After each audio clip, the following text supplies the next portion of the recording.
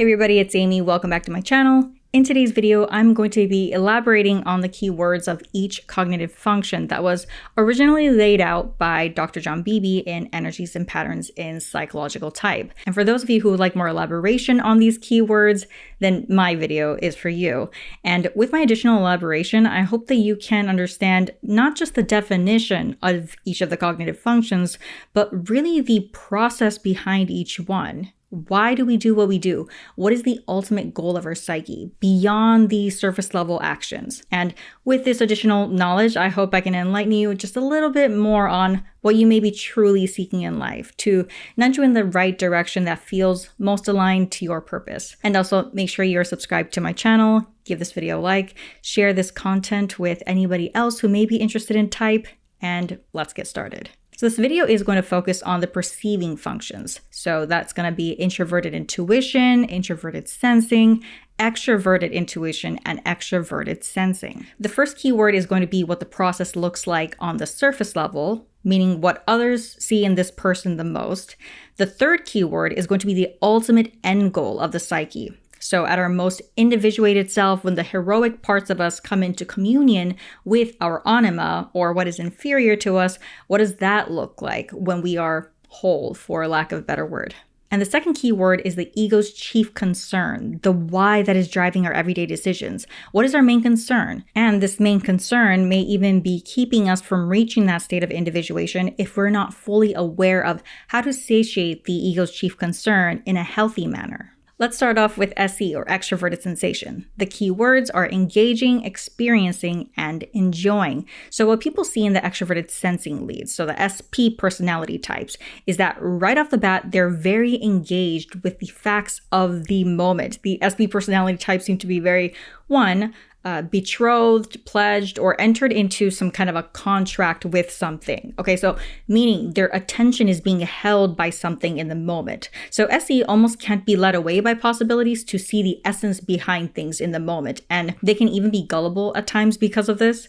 But regardless, they're very on and engaged. And two, SE can be about holding the attention, right? So like being a very engaging person, whether it be holding the attention of others by being drop dead gorgeous, or talking to people in a way that makes them do whatever they want, or just having presence. I think it is SE that is responsible for being able to hold the intention of the environment around them in this way. They essentially take up a lot of space, force, and influence everywhere they go without them really trying. And if the topics at hand are not engaging enough, they will quickly disengage, even if it means ruining the harmony and the vibe of the people there. I'm imagining that person in the room that will leave like 10 minutes into a discussion if it gets too boring or gets too like theoretical, or that friend that doesn't attend experiences that are not fun to them, you know? But our psyche has an end goal, and the end goal of the SP type is not only to engage, disengage, or live hedonistically,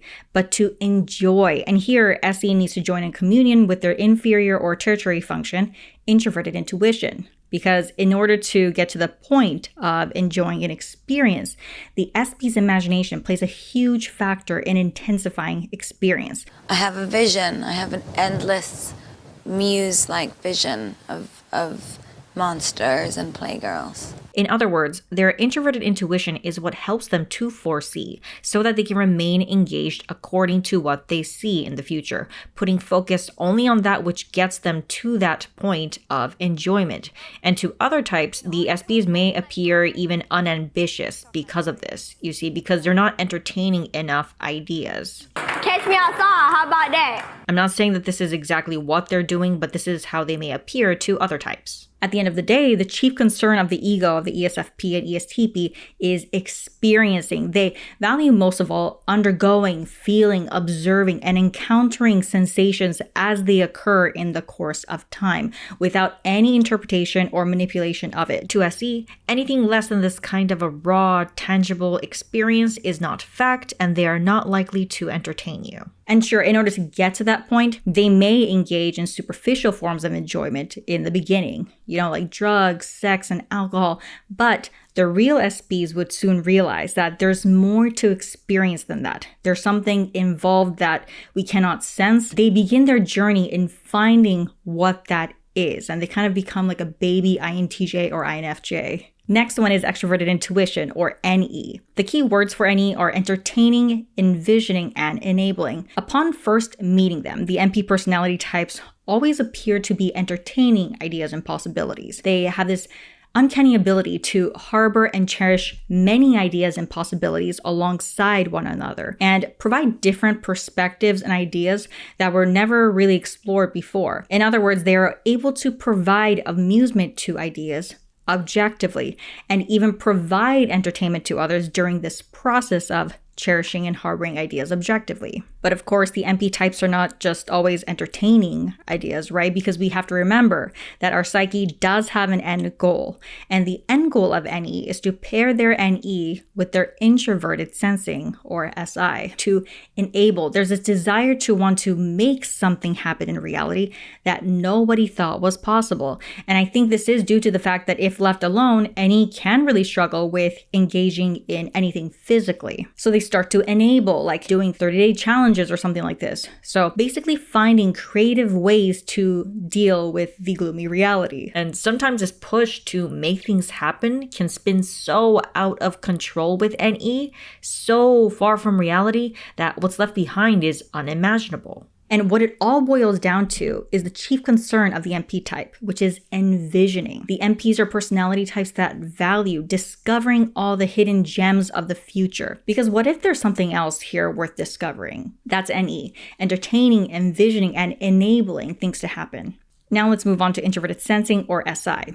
The keywords for SI are implementing, verifying, and accounting. What people see initially in the SJ personality types upon first meeting them is that they always seem to be implementing, or in simpler terms, putting into effect. Now, I know that action is usually associated with SE, but SI is more focused on fulfilling obligations. So for example, I've confirmed that this is what I want to do, or this works the best for me, so I'm going to implement this thing to the finish line, fulfilling at least my end of the obligation. Get it? So even if they have not necessarily decided upon a big picture path, they will make up for this by very dutifully implementing something. This can also look like someone who puts into effect the right way to be, or sticking to what I verified to be of value to me in the past. You feel that desire in them to follow through on an obligation, right? But the goal of the SJ is not simply to implement for its own sake, like a cog in the machine. At the end of the day, they want to be able to account for the things that they've experienced, to summarize and provide reasons for. That's gratitude for you. Didn't even say goodbye. No, they didn't. So this is when SJs find themselves dipping into their extroverted intuition to envision possibilities. But the goal of this type of intuition has the aim of trying to enable the fullest potential of the outer situation, hence extroverted intuition, rather than putting ourselves outside of what we have verified in order to imagine, divine, and conjecture. Oh, don't you care? Practically perfect people never permit sentiment to muddle their thinking. Is that so? Well, I'll tell you one thing, Mary Poppins. You don't fool me a bit. Oh, really? Yes, really. I know exactly how you feel about these children, and if you think I'm going to keep my mouth shut any longer, That will be quite enough of that, thank you. SI's chief concern is verifying, to establish the truth, accuracy, or validity of something. Basically, they don't like to talk, okay? They need to walk the talk themselves. They will make sure that you are able to walk the talk yourself and verify everything with experience first. And the stability that they provide is what makes them so reliable, actually. This is introverted sensing. And the last perceiving function is introverted intuition, or NI. So let's talk about the NJ types. The key words for NI are imagining, knowing, and divining. The first thing that you'll notice about the NJ personality type is that they always seem to be in their imagination. I know that's pretty vague, but let me elaborate on this.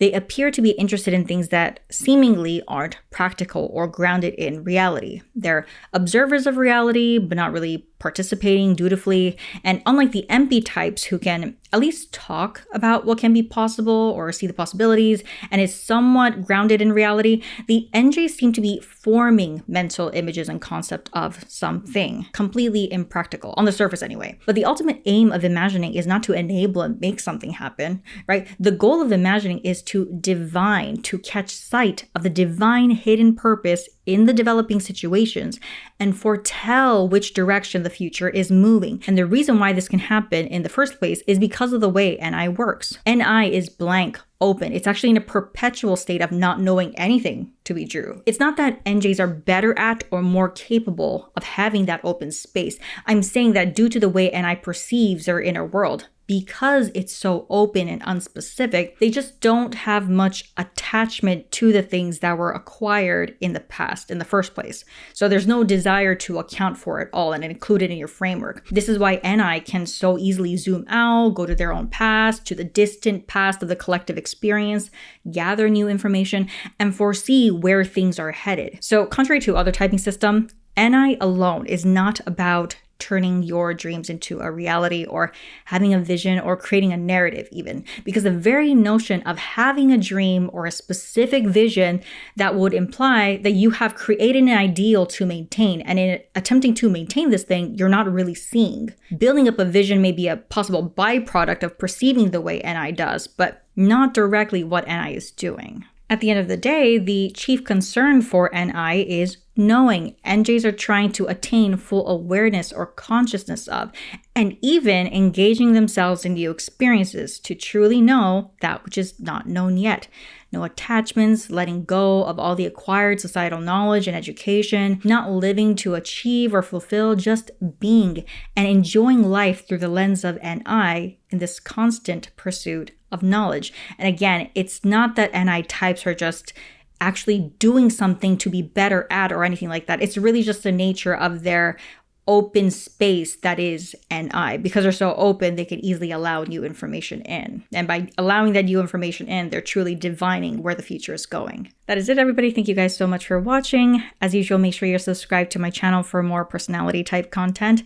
Give this video a like. I'd really appreciate that. Leave a comment down below if you know or recognize any of these types of people that I was describing in this video.